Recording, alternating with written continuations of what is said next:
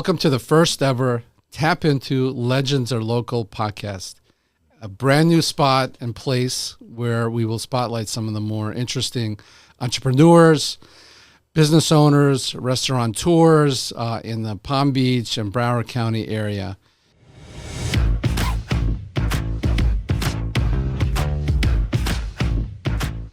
Il FIORE is not only has pizza, but we really specialize in Italian food and sandwiches. I aspire to bring Florence to Boca Raton. I was influenced by Antica Venerio, these Florence sandwiches, and we've taken it a step further, and the response has been incredible.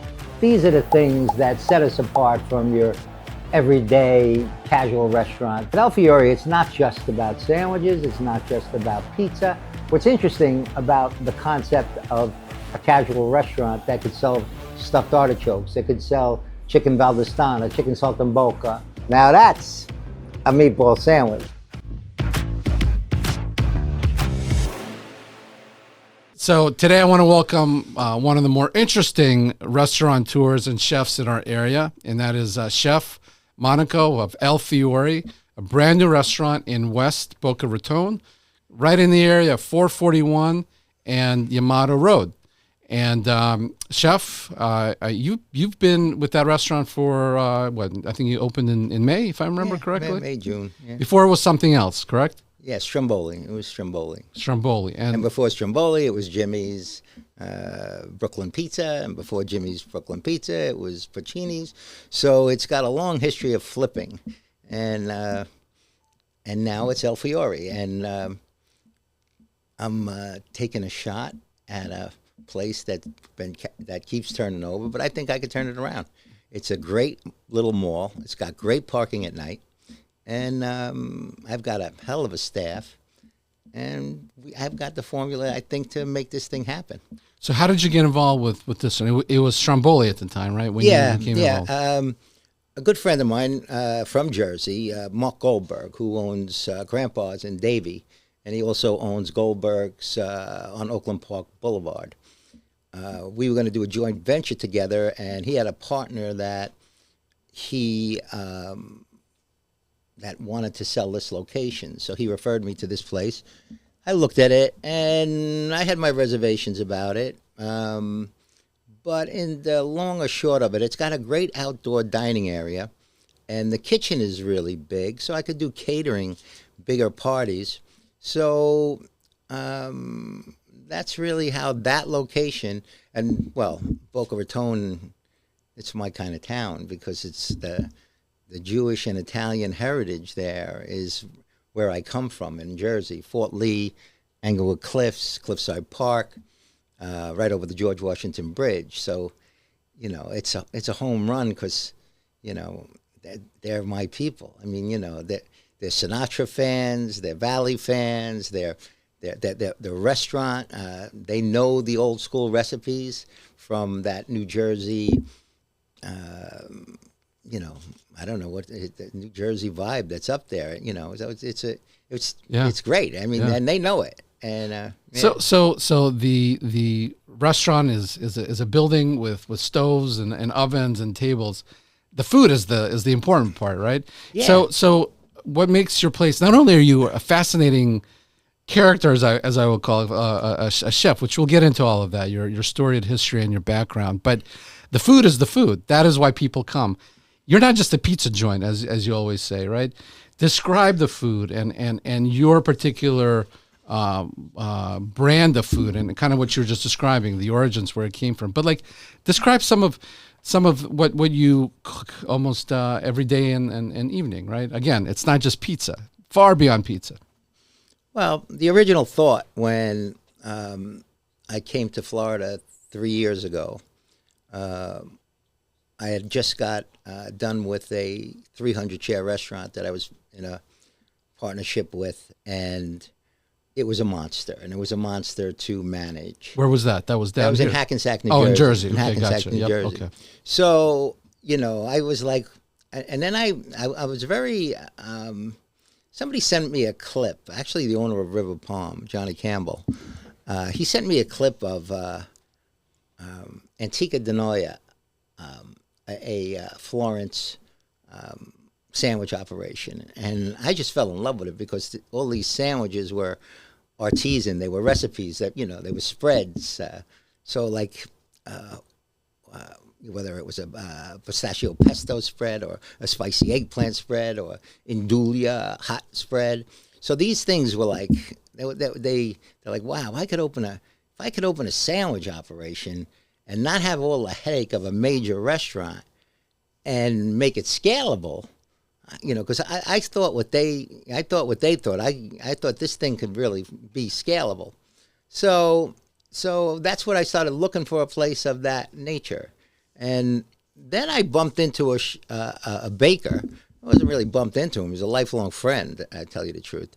And he originally started Old School Bakery. In Delray Beach, right? In Delray Beach. And his regular bread is phenomenal. I mean, really phenomenal. He's from my hometown, Cliffside Park, and I know him and his whole family, and they're just the most wonderful people you ever want to meet. So originally and I still am moving schiaccia bread, which is a form of focaccia, but it's got more of a crack. Focaccia is a little softer, but schiaccia is a little lighter, a little thinner, and it's got this a little crunch to it. And the flour is from Italy, which means there's very little preservatives. Actually, the flour in this country is not even allowed in Europe. Really? Yeah. Oh. So that's how quality our flour is. Yeah, really. But so I'm extremely impressed with the ingredients and the spreads, and of course the cold cuts. Whether it's bresaola, which is a cured filet mignon, or whether it's rosemary ham, whether it's a hot supersata. I think a lot of people that order Italian sandwiches don't even know what combination they want to put on that sandwich. Which it takes a little thought. Does this go with that? Does that go better with this? So that was all very interesting to me.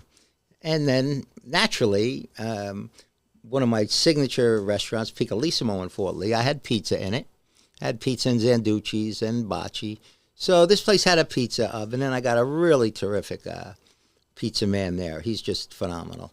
And we're using grande cheese, which is the best. I mean, you pay the premium. It's the best. And just like all the ingredients were used in there. The prosciutto we use is 24-month aged. It's top of the line. The chicken, Bell & Evans or Bell & Evans comparable quality.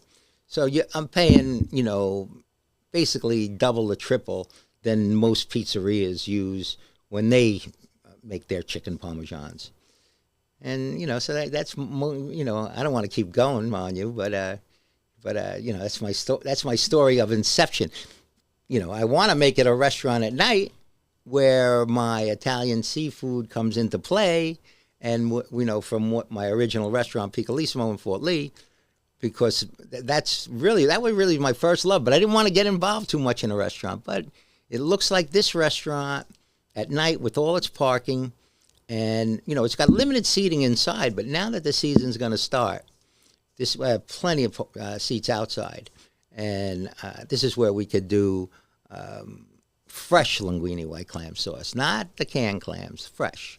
So I've noticed a lot of people are still using canned clams here in Florida.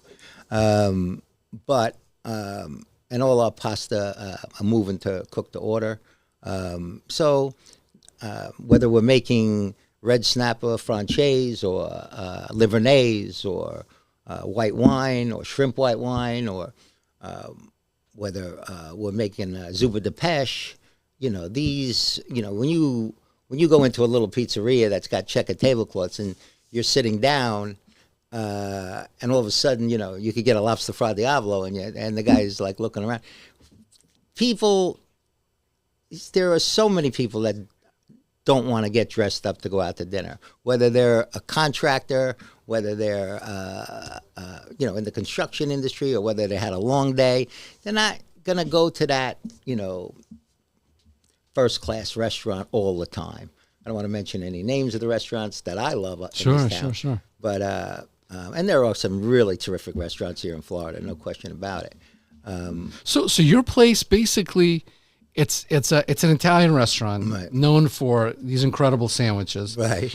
You got the traditional, pasta dishes, but also you got seafood, right? That's Well, yeah. uniquely with high quality ingredients, right? That's the whole That's thing. the catch. I mean, I'm moving into this now. I mean, my emphasis when the first couple of months was get these sandwiches down because they're, and make sure I've got the bread and the sandwiches, and I knew the other stuff. I do that That's the with easy my part. eyes closed. Yeah. My eyes closed. So I have a little personal story. So my family and I went to Italy last spring, and first time visitors. We went all over the place, and it was great. A lot of antiquity, but the thing that stood out was that chain that you just described, and those sandwiches, and we had them all over the place, and it was amazing because the lines were around the corner.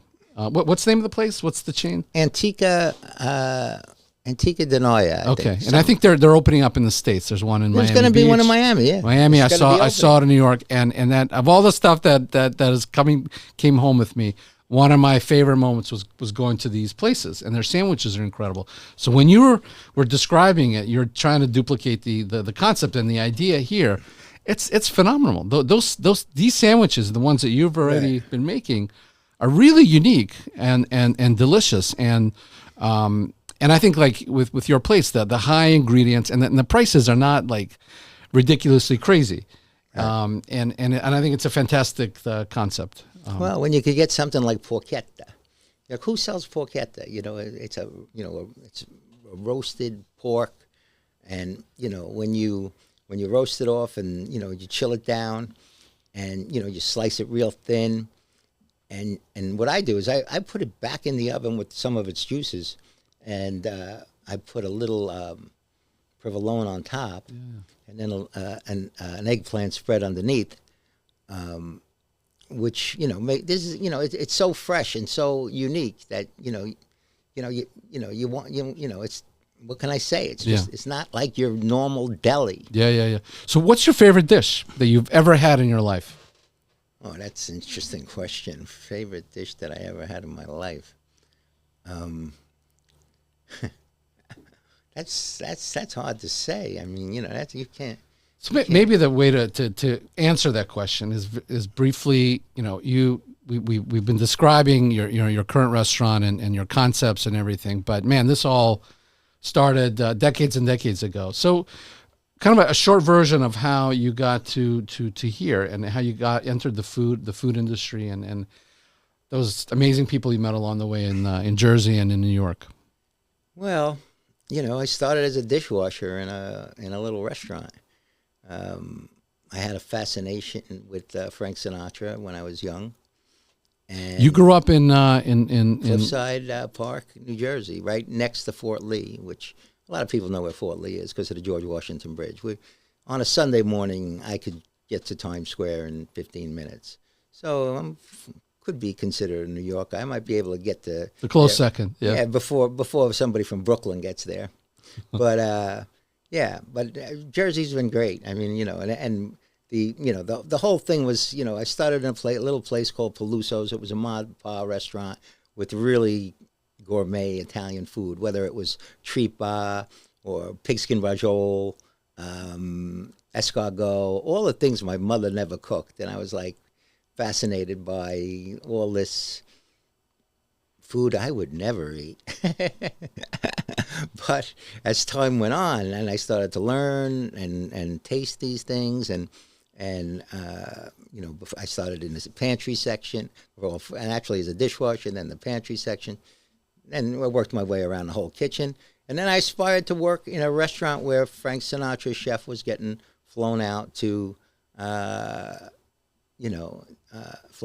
for Sinatra. And I got that job, and inadvertently, after 3 years, the chef had to take off, and I was the chef for a week, and that's how I met Frankie Valli. And did you ever meet Sinatra too? Well, yeah, with Frankie. With Frankie? Yeah, Wow. Frankie introduced me to him. Wow. Yeah, so, so that was a pretty exciting time in my life because it kind of was... How old were you at the time? When I met Frankie Valli, it was probably about 22, 23, 24, it's around that. It was around 80. No, actually, it was 1979, 80. So you were just a kid, basically, Yeah, right? yeah, An 1980, older yeah. kid, and now you got this incredible company to cook for. Yeah, a year later, Frankie had the waitress have me come over to the table, and we had a pretty good long conversation about our trials and tribulations. I had just lost my dad, and he had just lost a daughter, and a stepdaughter, and he went through a couple of divorces, and I had lost my father, and I was in a bad way, and he wasn't in a, he was where he was. 3 weeks later, he flew me out to California. Next thing you know, I'm at a table in Beverly Hills, meeting Goldie Hawn, Sonny and Cher, all these celebrities, the Manhattan Transfer, having dinner with them at Mateo's in L.A. So it was like, whoa, I was a dishwasher not too long ago, and now look at this. I'm in Hollywood.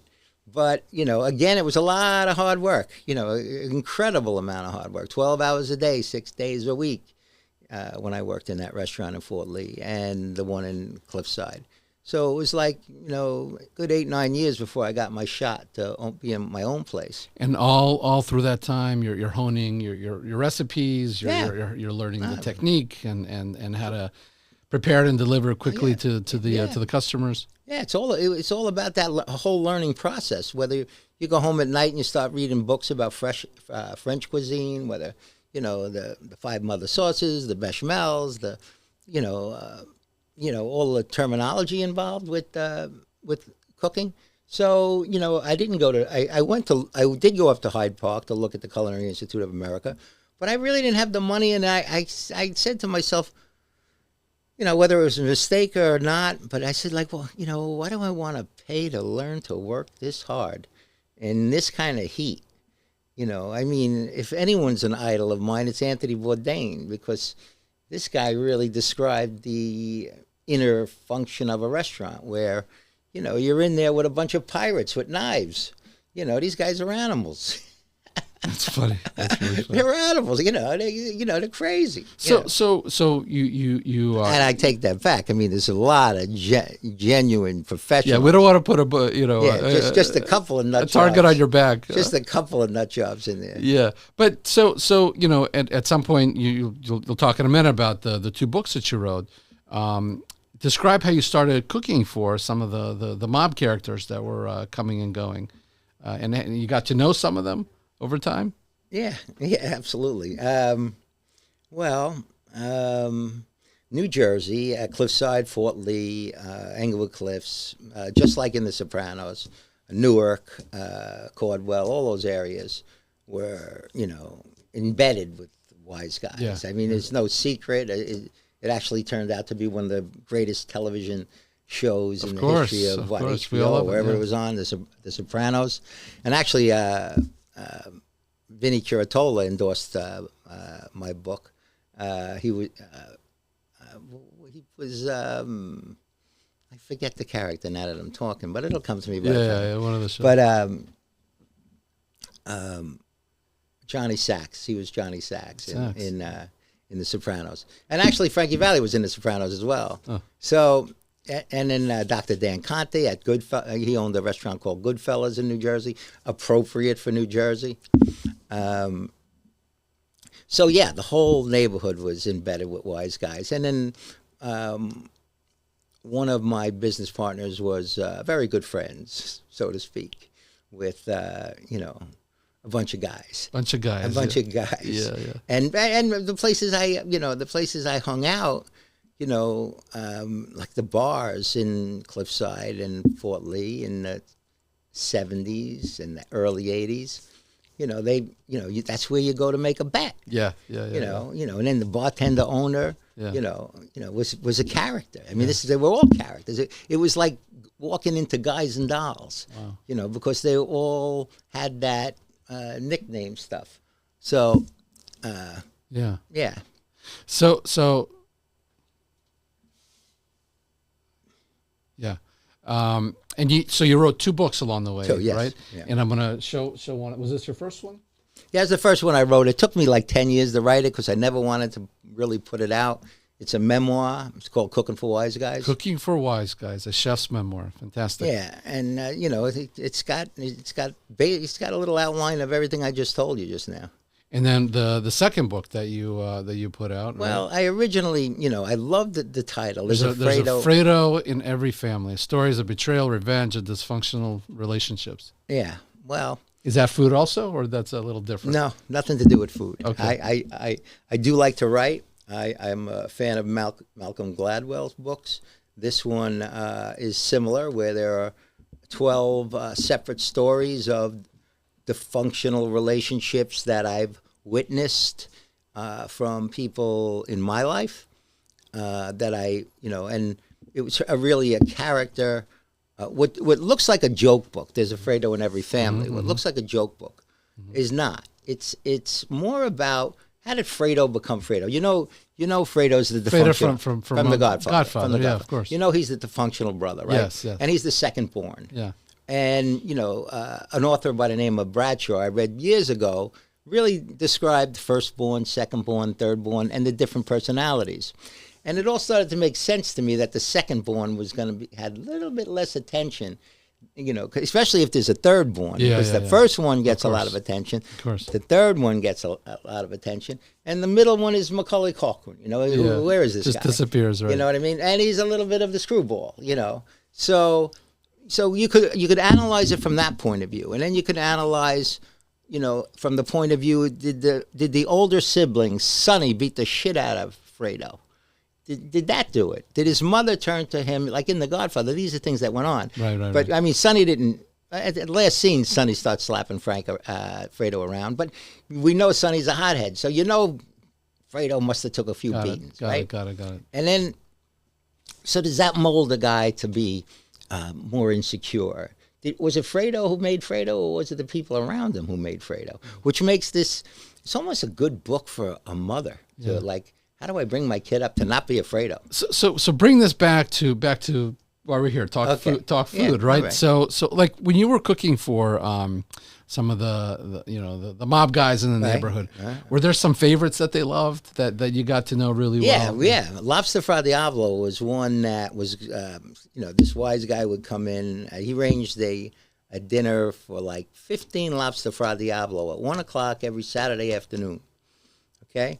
So, you know, I knew him. He'd come around a lot. I think he was having an affair with my hostess. You know, these guys. You know, of course. They're making moves on everybody. Yeah. So he'd come around, and and I'd get like a $200 tip. And back in that days, it was a lot of money. Of course. And it's still, I'd still take a $200 tip, to tell you the truth. So. It is Boca, so who knows? Yeah, right. So I had another friend take me over to Little Italy, and I didn't realize where my food was going was the Ravenite, where Gotti and the crew were all hanging out. And across the street there was a restaurant called Terramina, owned by another wise guy, and and the friend that I was with was a policeman who got thrown off the force by Serpico. Oh. I don't know if you saw of the movie course, Serpico. Of course, yeah. So everything was a movie. You know, every character that I was around became a movie. So so now I'm saying, wait a second, I'm sending these lobsters to the Gotti crew every Saturday. I don't even know it, but I know a wise guy's bringing it. And then why would you bring lobster fra Diavolo to Little Italy when you got the best Italian restaurants in the? Yeah, well, he must have been pretty good. Well, he's the wise guy was probably pitching it. Yeah, I'm getting it for Sinatra's chef. Yeah, he's full of shit. He was getting it for me. Yeah, but it was all cool. It was funny. It was. So that was the dish. Can you still make it? Oh yeah, anybody can make it. It's great. But but you've been. So, that is my favorite dish. I didn't want to nail it down before, but I do love lobster fra Diavolo. Huh? Yeah, it's a little messy. It's a little messy. What are your other favorite dishes? What else do you really truly enjoy making? Well, there's a dish that Sonny D made and Serafino Mansueto. These two chefs who really taught me. And Serafino really played a big part. Another guy, Dennis Raggi, Trent Peluso. I had a lot of great chefs teach me. But one in particular was probably this shrimp white wine dish where you're flour in it, and then put in light cream, and then back in flour. So you got this little batter, and you're sauteing it, and you add some nice sliced garlic. And when that, you put that, after you saute it, you get rid of the oil, and you put a little butter in the dish, and you let the butter and the garlic talk, and then you hit it with the white wine, and then lemon juice and fresh parsley. Very simple, but what's a pain is cleaning your hands of that, going back from flour, is battering it up. Yeah. But, most chefs don't want to utilize that dish anymore. Yeah. But it's definitely one of my favorites. So at your current restaurant, El Fiore, what are the most popular dishes? What are people what are people buying? Well, since it had the condensation or reputation as a pizzeria, they're really going at the chicken parmesan. The sauce that we make, engineered by a chef by the name of Michael Danielli, who originally started with me 35 years ago. He came up with a really good tomato sauce. And, I'm insistent on using Bell & Evan or Bell & Evan comparable high-quality chicken. Makes this thing nice and tender. And we're not pounding it down to be a little, a little piece of shoe leather, where you can't even see the chicken. So it's moist. It's sweet.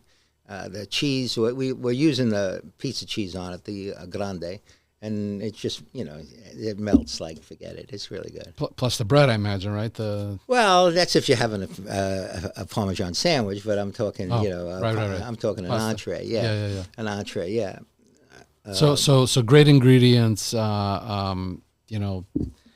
sacred recipe. What else? What are some other top sellers that people really enjoy? Well, until we really, I know we've got a salad, Paradiso, that is made with a rosemary vinaigrette dressing with roasted prosciutto. Actually, it's, roasted prosciutto and fresh peaches and almonds and arugula and radicchio and endive. So it's not a pizzeria kind of salad, tell you the truth. It's pretty elaborate, and that's a pretty big favorite. And then let's get to the sandwiches, right? So you got some interesting names for the sandwiches, right? Is there one that is a top seller, or the one that you enjoy making the most? Well, the Jersey Boy is the top seller. Jersey Boy. What's in there? And the Jersey Boys.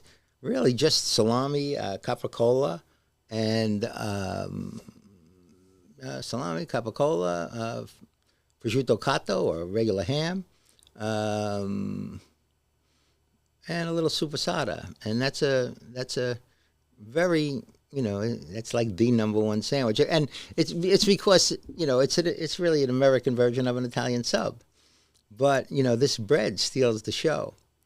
And then, the meatball sandwich. Now, that recipe originated from a fellow by the name of Johnny Special, and he owns a place in Karlstadt, and he also lives in Coral Springs, and he's going to be down here soon. And he came down, and he really, he came down. He spent some time with me, and he's a chef. This guy? Oh yeah, he's a chef pizza guy, But he came up with a meatball, and when.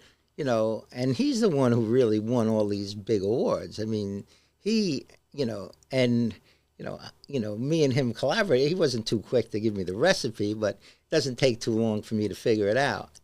And so these meatballs, most, I don't want to talk for all these places, but a lot of people buy meatballs from a third party, and they save on labor and they're moving the same things. But these meatballs we're making fresh, hand-rolled every day.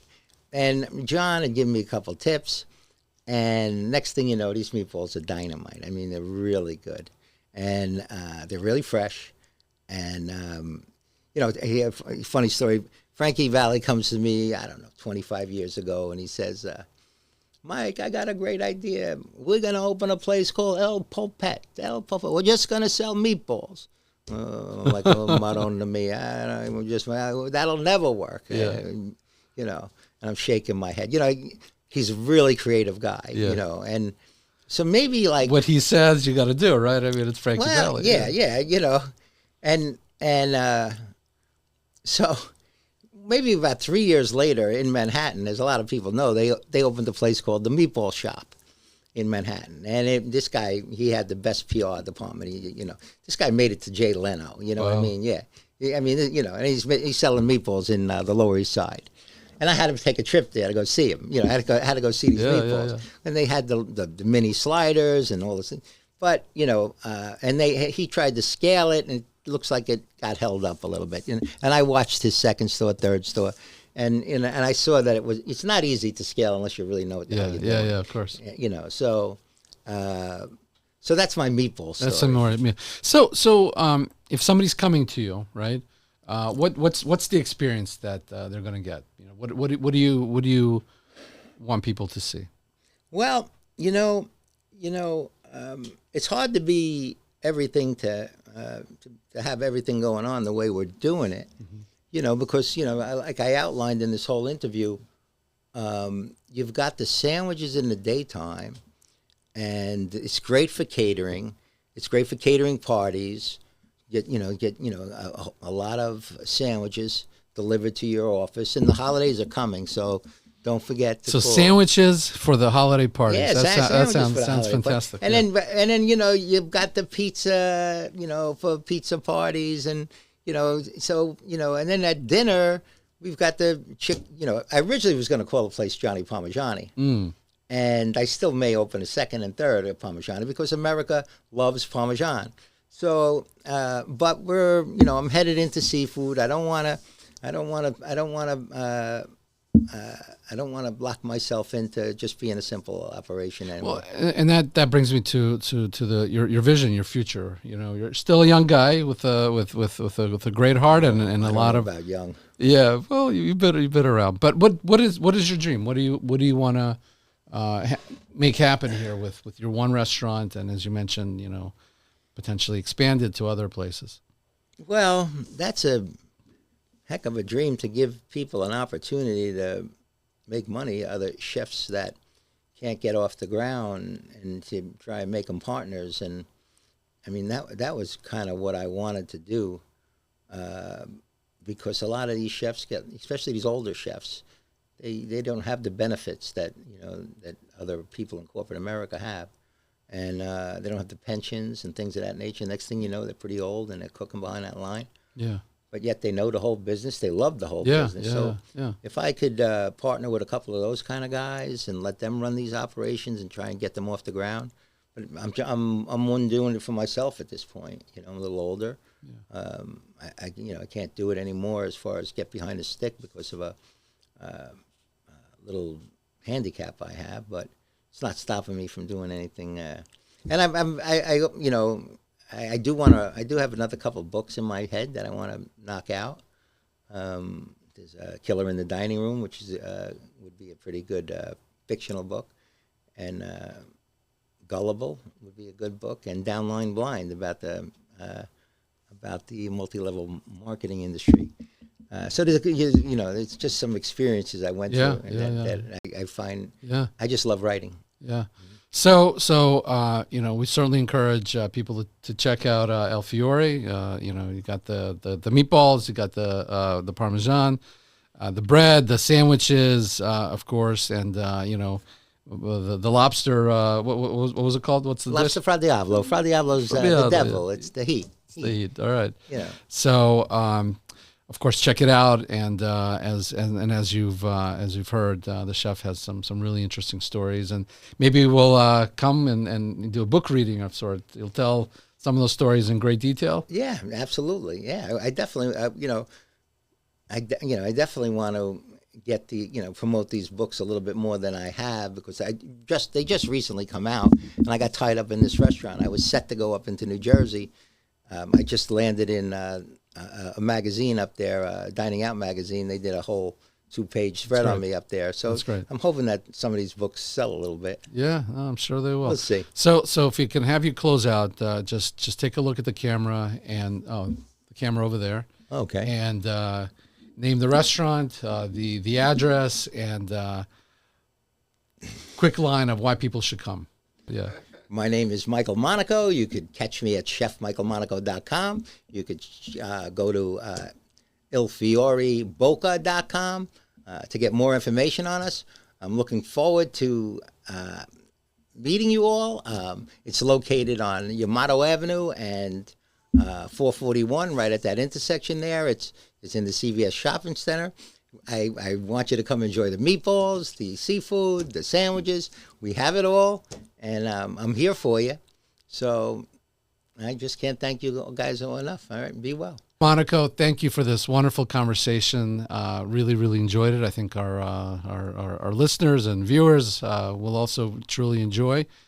This concludes our first Tap Into Legends Are Local, and you truly are our first local legend. So I thank you for your time. I thank you. And I thank all of you for tuning in. Please hit follow, like, all of the usual things, and support our podcast. And we will be bringing you many more podcasts like this with local legends, entrepreneurs, restaurateurs who are doing really cool things in our local economy. So we will be seeing you all very soon. Thanks for tuning in.